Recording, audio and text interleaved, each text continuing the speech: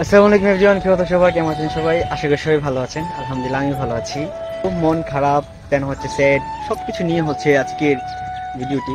আমার পাশে যে দেখতেছেন সে হচ্ছে আমার ব্লগিং লাইফের ক্যারিয়ারের ফার্স্ট ক্যামেরাম্যান ছিল। আসলে আপনারা হয়তো পিছনে আমার অনেক জানেন না গল্প। আমি 2019 সালে ব্লগ স্টার্ট করি, আর তখন আমার ব্লগ পার্টনার বলেন, দেন হচ্ছে কি বলে ক্যামেরাম্যান বলেন, এভরিথিং সবকিছু ছিল আমার ফ্রেন্ড। তো বন্ধুকে অনেক মিস করি। আজকে হয়তোবা অনেকে চিনেন ব্লগার হিসেবে, কিন্তু ফার্স্ট ব্লগ ক্যারিয়ার কার সাথে শুরু তাকে জানেন না। আজকে দেখাই দিলাম। ফার্স্ট ব্লগিং লাইফ শুরু করার ক্যারিয়ারের মধ্যে সে ছিল একমাত্র। আমাকে বন্ধু অনেক অনুপ্রেরণা জানাইছে। কোন জায়গায় ব্লগ করতে গিয়ে দেখা যাচ্ছে অনেক মানুষের অনেক কথা শুনতে হয়েছে, বাট হচ্ছে এই বন্ধু আমাকে অনেক হেল্প করছে।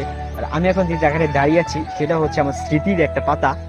ওই যে দেখতেছেন ওভারব্রিজটা, ওভারব্রিজে হচ্ছে প্রতিদিন রাতে হচ্ছে আমরা এসে ব্লগ প্ল্যান করতাম, কিভাবে ব্লগ করতে হয়।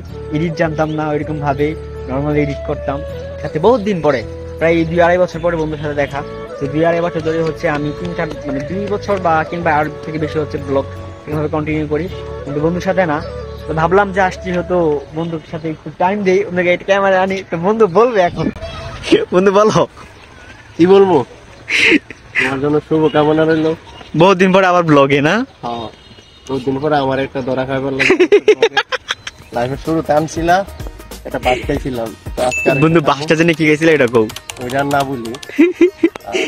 তুমি বড় একটা ব্লগার হও, বন্ধুরে চিনা মানে বুঝলা যাও। এই যে 2.5 বছরের জন্য বুঝলা গেছিলা, এখন আবার ব্লগার হয় একবারে বুঝলা যাবা।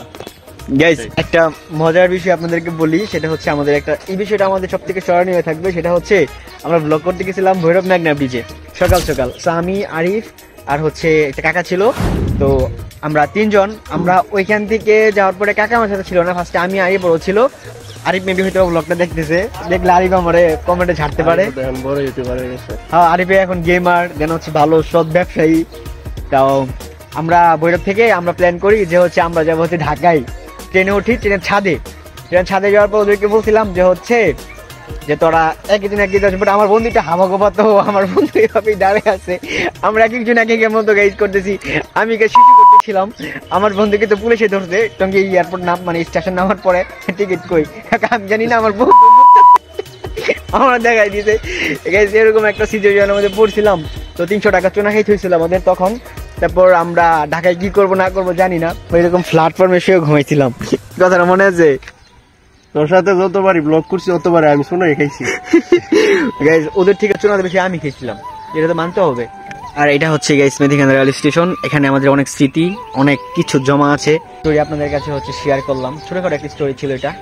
তো ইনশাল্লাহ যেহেতু নরসিংদী রায়পুরা আছি, বন্ধুর সাথে হয়তো বা সেই আগের যে একটা পার্টনারশিপটা হয়তো আবার জমে উঠবে ইনশাল্লাহ।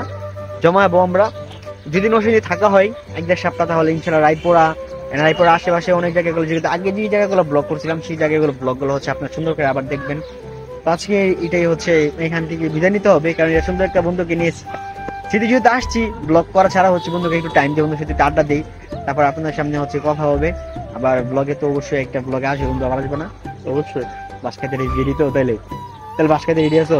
ঠিক আছে, আজকেরটা শেষ হোক, পরে তো গাইস, তো টাটা হ্যাভ ফান। দেখা হচ্ছে পরবর্তী ব্লগে। ভালো থাকবেন, টাটা হ্যাভ ফান, আসসালামু আলাইকুম।